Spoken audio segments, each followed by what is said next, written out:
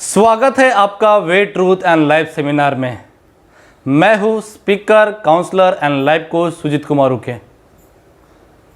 दोस्तों, पिछले वीडियो में आपने देखा कि कैसे मनुष्य का जीवन वर्ण और जातियों में तब्दील हो गया और धीरे धीरे फिर मनुष्य के जीवन में ऐसा होने लगा कि छोटी छोटी बातों पर तर्क वितर्क किया जाने लगा और छोटी छोटी बातों के विषय में तो केवल पुरोहित ही जानते थे, लेकिन निचले वर्णों के लोगों को तो इसकी अनुमति ही नहीं थी कि वे उस ज्ञान को प्राप्त कर सके। असमानता की धारणा पैदा की गई। धीरे धीरे स्त्रियों को भी उस शिक्षा को प्राप्त करने से भी मना किया गया और फिर नए नए विचार, नए नई धारणाएं आने लगी। ऐसे नई नई धारणाओं को ही धर्म का नाम दिया गया। बिहार में एक राजधानी थी वैशाली, और वैशाली राजधानी में एक गांव था कुंडाग्राम, और वही पैदा हुए थे वर्धमान महावीर। वर्धमान महावीर इन्होंने उस समय में अपने कांधों पर ये बोझ को लिया और असमानता को दूर करने का निर्णय लिया।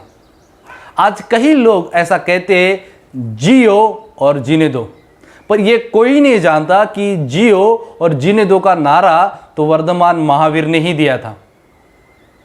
यह कोई नहीं जानता, पर इतिहास बताता है कि जियो और जीनो दो का नारा वर्धमान महावीर ने दिया था, क्योंकि उस समय तो स्त्रियों को ज्ञान प्राप्त करने के लिए तो मना किया गया था, वो ज्ञान से तो वंचित हो गए थे। लेकिन तो वर्धमान महावीर ने कई सिद्धांतों को लाया।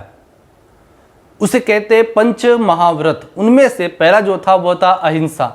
उन्होंने ये कहा, ना किसी पशु को, ना किसी इंसान को चोट अथवा कत्ल ना करे। दूसरा, सत्य। हमेशा सत्य कहे और सत्य का ही आचरण करे। तीसरा पॉइंट है अस्तेय, चोरी ना करना। किसी भी व्यक्ति के बिना अनुमति के चीज़ों को लेना, इसे कहते हैं चोरी करना। चौथा पॉइंट है अपरिग्रह, मतलब किसी भी वस्तु के प्रति लालच ना हो, चाहे वो कोई भी चीज़ हो, लिविंग थिंग्स हो, नॉन लिविंग थिंग्स हो, किसी भी चीज़ के प्रति लालसा ना हो। पांचवी बात, ब्रह्मचर्य। ब्रह्मचर्य ये सिद्धांत हमें बताता है, कोई वस्तु तुम्हें छोड़ दे उससे पहले तुम उस वस्तु को क्या कर दो, छोड़ दो। उदाहरण के लिए मेरे सर के बाल है जो गिरते जा रहे हैं और मैं सोचते रहता हूं, अरे यार ये बार गिर रहे, वो बार गिर रहे हैं, इससे अच्छा ये है कि अपने सर के बालों को मैं क्या कर दूं, मुंडन करा दूं। तो वर्धमान महावीरों ने और कई सिद्धांतों को भी बताया।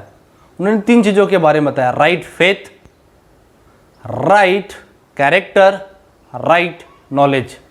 इसे हिंदी में इस रीति से कहा गया है, सम्यक दर्शन, सम्यक चरित्र और सम्यक ज्ञान। तो 3 चीजों के बारे में उन्होंने जागृति दी। उन्होंने कहा कि आपका सही विश्वास होना चाहिए। उन्होंने कहा कि आपका सही ज्ञान होना चाहिए।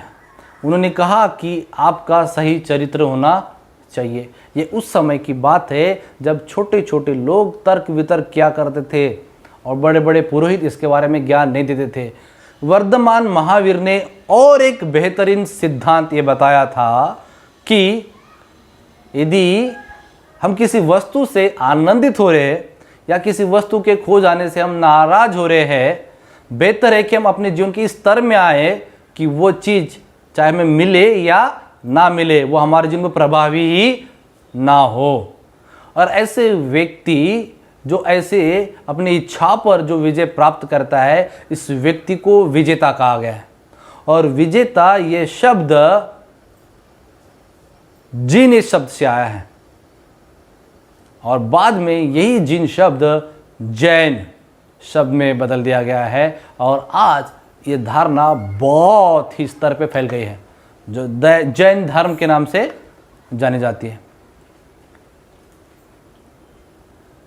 तो उस समय में महावीर जी ने कैसे, जो एक कठिन समय था, उन्होंने बहुत उत्तम विचारों को लाया और कठिन परिस्थिति को संभाला और लोगों को जीने के लिए एक नई विचारधारा दी, नई प्रेरणा दी। मैं आशा करता हूँ इस संदेश के द्वारा आपके जीवन में यदि कोई कठिन परिस्थिति आती है तो आप वर्धमान महावीर से भी ये सीख सकते हैं कि कैसे इस कठिन परिस्थिति में भी हम नए विचारों को लाए, नए धारणाओं को लाए और कैसे कठिन परिस्थितियों को हम अपने जीवन पर काबू पा सकते हैं या उस पर विजय प्राप्त कर सकते हैं। आशा करता हूँ इस संदेश के द्वारा आपको बहुत अधिक जानकारी मिली हो और नई नई जानकारी पाने के लिए इस चैनल को आप सब्सक्राइब करना ना भूलें।